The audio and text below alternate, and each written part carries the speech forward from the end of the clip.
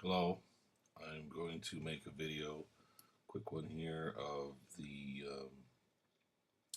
difference between the cube octahedra and the VE or cube octahedron synergetics and their relationships. So, to get started, we have an overall tetrahedron that is, we'll call it a 4 frequency, and then there's a red octahedron in here, which is a 2 frequency of that same edge. And lastly, there's a green cube octahedron inside, which has just one edge length instead of all 4. Those 3 are related in that they are basically essentially made up of tetrahedra and octahedra. That edge length is going to be, for this demonstration, 1.851.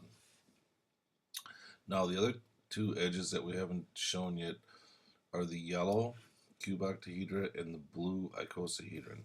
Those are the 2 used in Buckminster Fuller's jitterbugging, where the yellow is a cube octahedron with edge 2 and the icosahedron is edge 2. And what I have this flap here to show is that the green face is part of the cube octahedron, and you can see this blue triangle here is also on that same plane, and that is the face of the icosahedron. And you can see how the cube octahedron for jitterbugging the yellow sticks out a bit.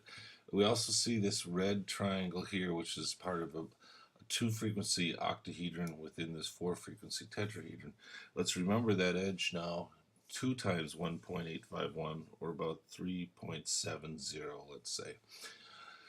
Interestingly, to generate the face of the icosahedron, which allows it to inscribe within this overall tetrahedron, we section this length, this 4 frequency length, at phi in 3 locations on this face, and where they intersect generates this blue triangle. And since there's 4 faces on the tetrahedron, there's only 4 faces that are of the icosahedron that are coplanar, and there's also only 4 faces of the cube octahedron that are coplanar.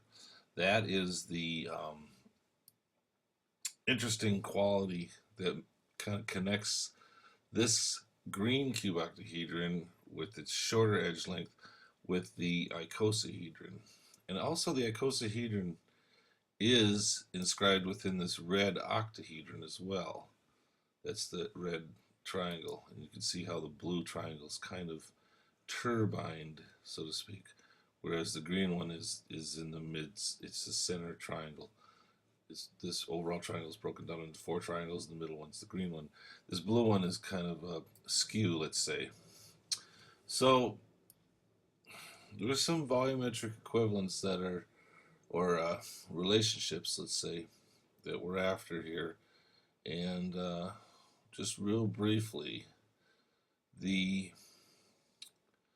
icosahedron can be made up of 100 of E3 modules and 20 of the E modules. I don't expect most people to know that offhand. Excuse me. Morning cough. And then the octahedron that it inscribes within is 136 and of E3 modules and 32 E modules. And the overall tetrahedron, you can see, is 262, 272, and 64, and 272 E3 and 64 E modules.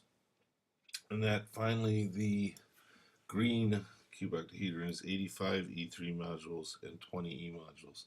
The point here is that everything, all the shapes described in this representation are describable in E modules or expressible in E modules, except for the edge 2 cube octahedron with a straight volume of 20.